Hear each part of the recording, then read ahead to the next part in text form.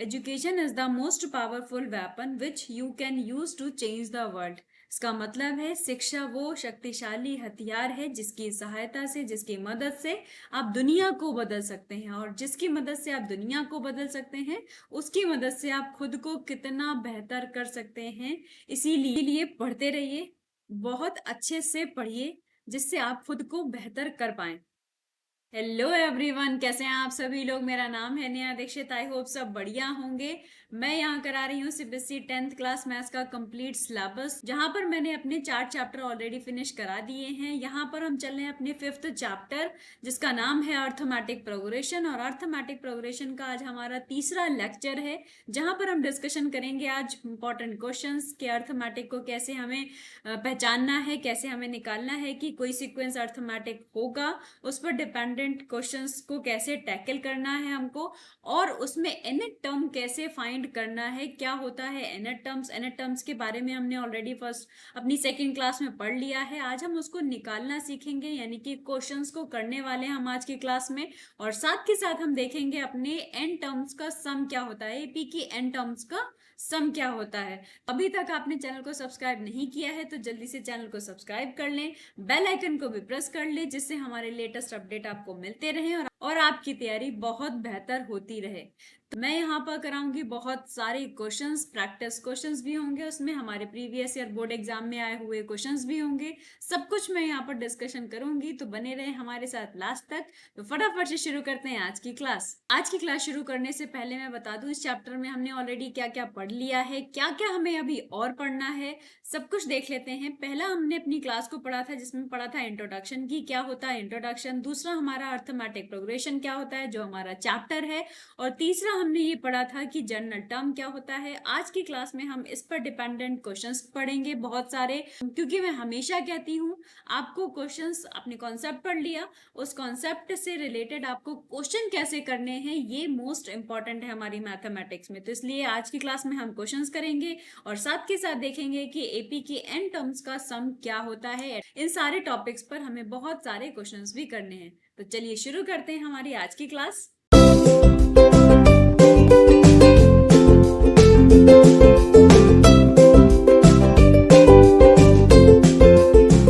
Last class में हमने पढ़ा था कि अर्थमेटिक प्रोग्रेशन क्या होता है। मैंने बताया था अर्थमेटिक प्रोग्रेशन यानी कि एक ऐसा सीक्वेंस जहां पर जो एक पैटर्न है वो पैटर्न फॉलो हो रहा है, और एक नंबर जो पर्टिकुलर प्रीवियस नंबर में ऐड होकर हमारा सेकेंड नंबर यानी कि नेक्स्ट नंबर लेकर आए।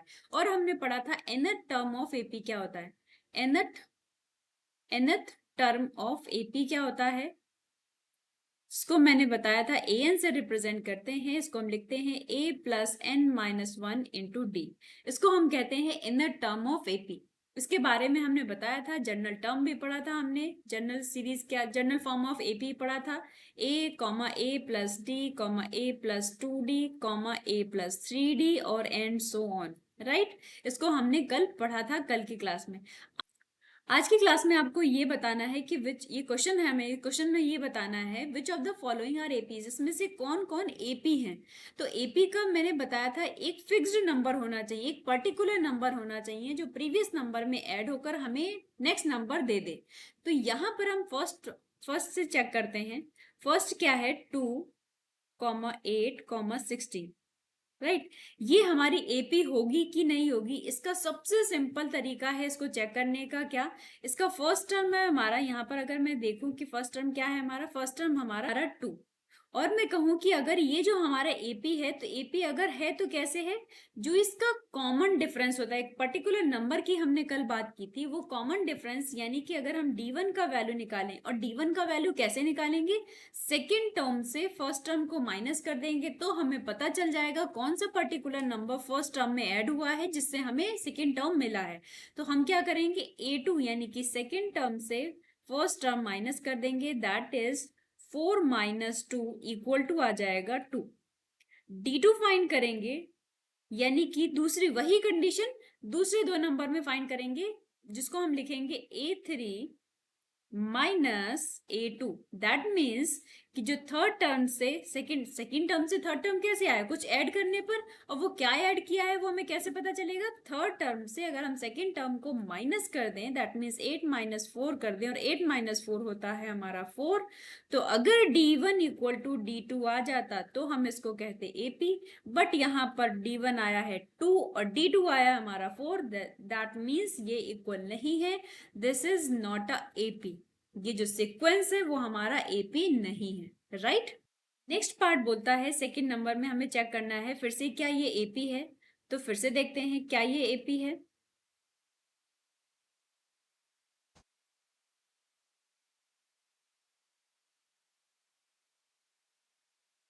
And so on, right.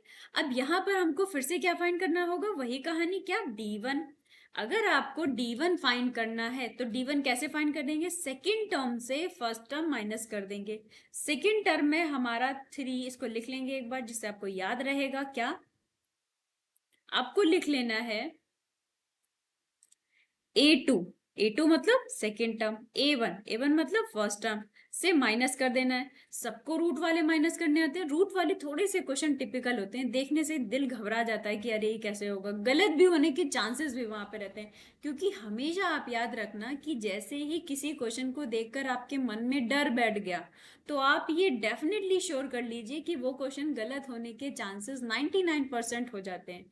जैसे ही क्वेश्चन को अगर देखकर आपके मन में डर आ गया कि हाँ ये क्वेश्चन आप मुझे नहीं आता, हो पाएगा या नहीं हो पाएगा, कंफ्यूजन क्रिएट हुआ, तो समझ लीजिए वो क्वेश्चन गलत होने के चांसेस रहेंगे।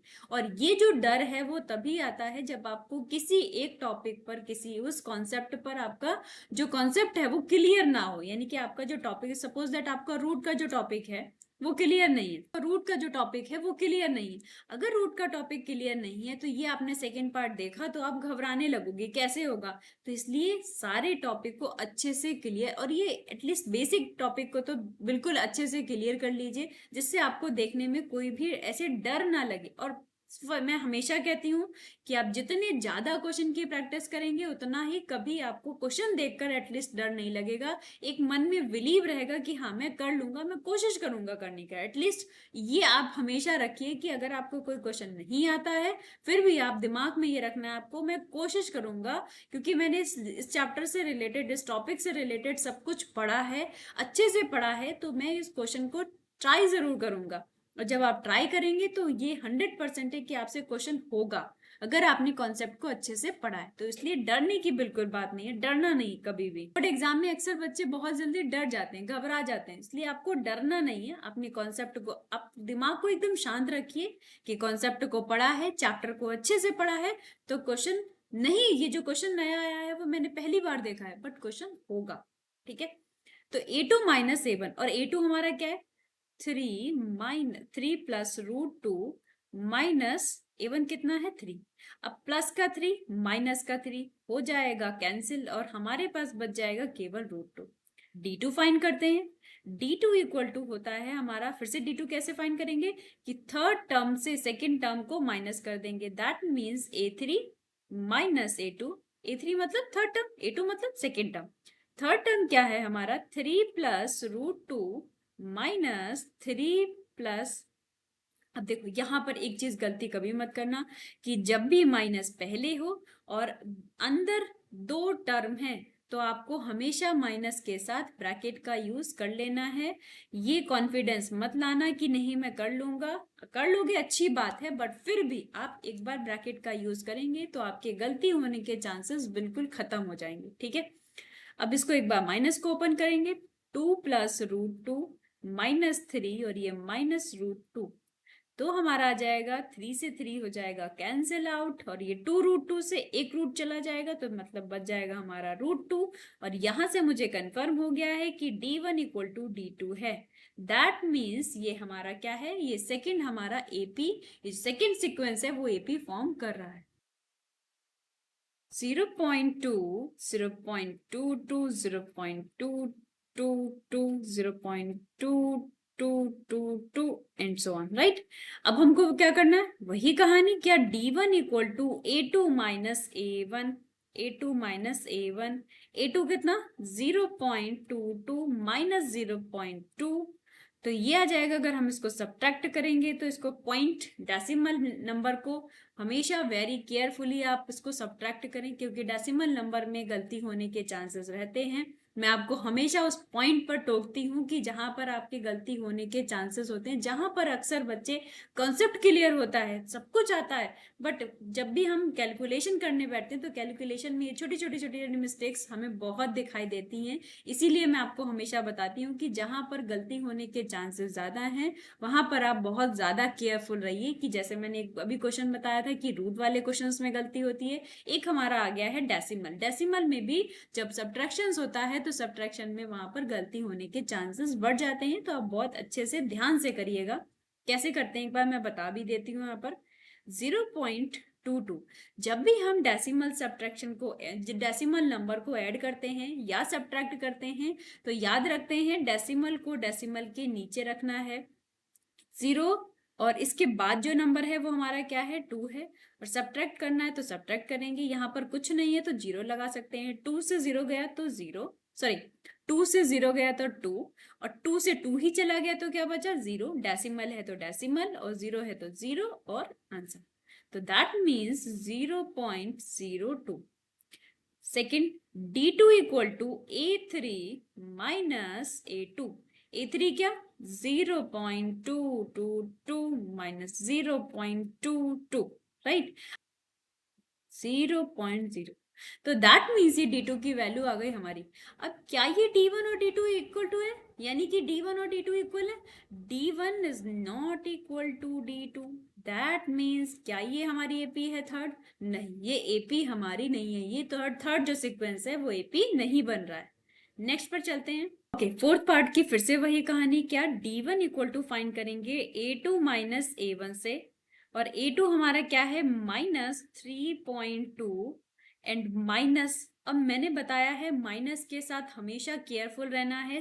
फर्स्ट हमारा जो टर्म है उसमें माइनस लगा है तो ब्रैकेट का यूज लगा लेंगे, ब्रैकेट का यूज कर लेंगे, क्योंकि मैं हमेशा कहती हूँ एक साथ दो साइन आएंगे तो उसमें आप ब्रैकेट का यूज करना कंपलसरी है, राइट।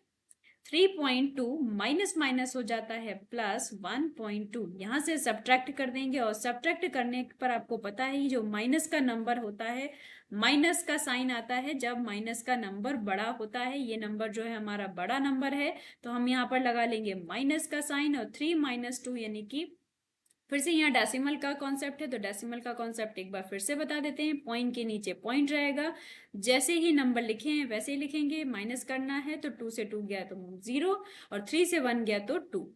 दैट मीन्स ये पॉइंट के बाद 0 का मतलब नहीं होता है, इसको लिख देंगे -2, और D2 फाइंड करेंगे। D2 इक्वल टू है A3 minus A2, equal to A3 का वैल्यू है -5.2, और माइनस के साथ A2 लगा लेंगे ब्रैकेट, तो -3.2, दैट इज -5/2, और माइनस माइनस हो जाता है प्लस, जिसको हम कहते हैं 3.2, इक्वल टू आ जाएगा। ये भी इसको आप सब्ट्रैक्ट, ये आप खुद से सब्ट्रैक्ट करिए, इसको सब्ट्रैक्ट करने पर आएगा -2।